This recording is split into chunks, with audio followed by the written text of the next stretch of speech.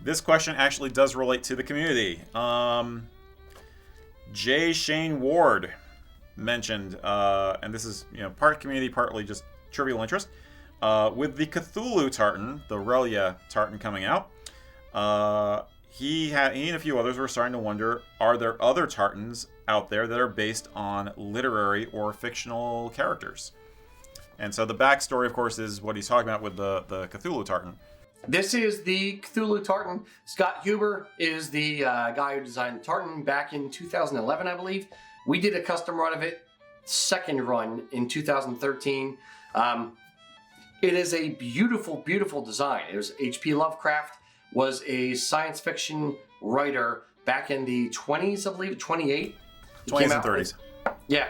And it was kind of like the grandfather of certain parts of this genre kind of thing. And it holds a special, part in people's hearts, for being the old school, the originator, as it were.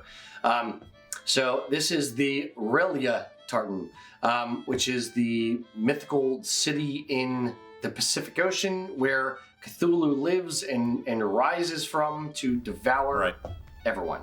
Everybody. So yes, we're doing a custom run in this Tartan, and that's up till April 20th, I think, is when I'm cutting off the custom run. So April 20th, 2021. If you get in, great. If you're watching this later, so sorry, so sad you missed it.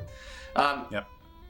But the question was, are there any other science fiction, mythical, literary people or creatures or whatever that have their own Tartans? The only one in my mind that jumped out was like Scrooge McDuck. I know that Disney has a Tartan register for Scrooge McDuck. It's not great. It's very, very plain because it's in a cartoon.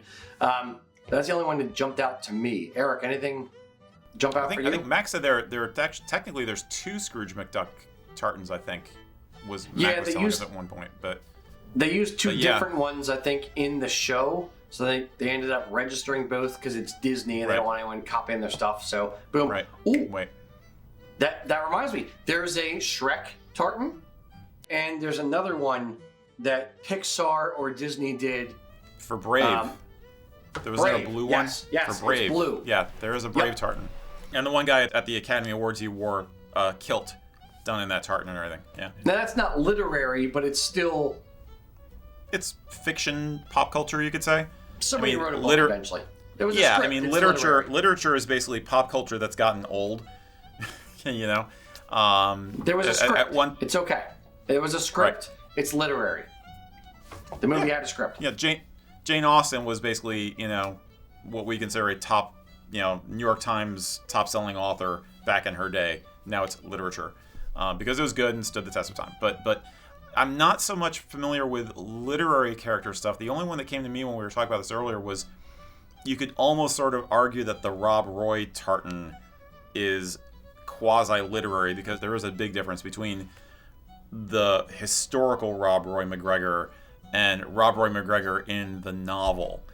You know what I mean? So it's which do you think of more when you look at that Tartan is going to depend on your perspective, I guess. But it's much more likely nowadays that people come out with Tartans for fictional stuff. And I had mentioned when we talked about this earlier, at some point somebody tried to do some Tartans based on the colors of various famous comic book heroes. Like Superman and Wolverine and Spider-Man have Tartans. I'm not sure if they've ever been officially registered, but that was the first thing that came to my mind as a pop culture thing. One more. Technically, this is literary. Outlander. Okay. Yeah. Outlander has 4 Tartans, I believe.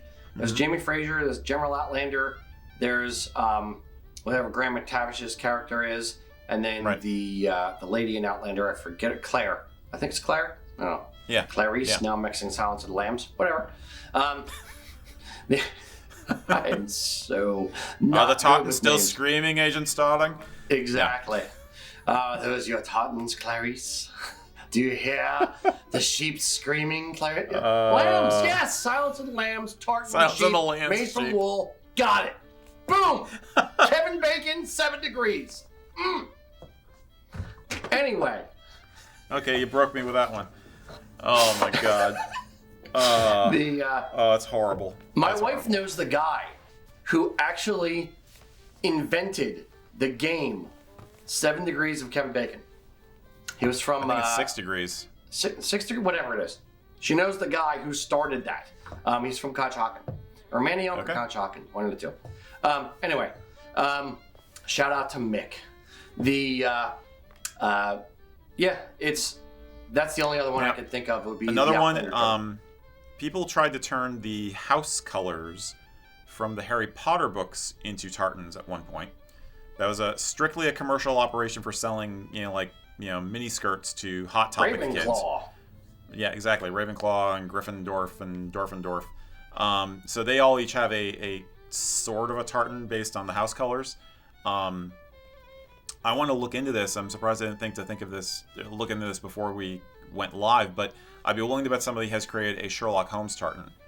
And I'll bet you dollars to donuts that, or hot cross buns to tea cakes, that there's a Sherlock Holmes tartan out there. Somebody has probably done it, because the Baker Street Irregulars, the fans of Sherlock Holmes, are pretty rabid, and especially in the UK. So I'd be willing to bet somebody's done that.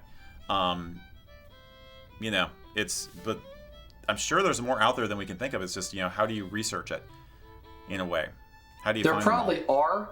I can't think of any off the top of my head, or too many off the top of my head. But yes, there probably are. So if you can think of any more, load them in the comments. There you go. Absolutely. Yeah, Cthulhu Tartan. What do you think? Does the old one deserve a tartan? Tell us in the comments. Fandom and Kilts do have a history together. For more on pop culture and Kilts, check out these videos over here.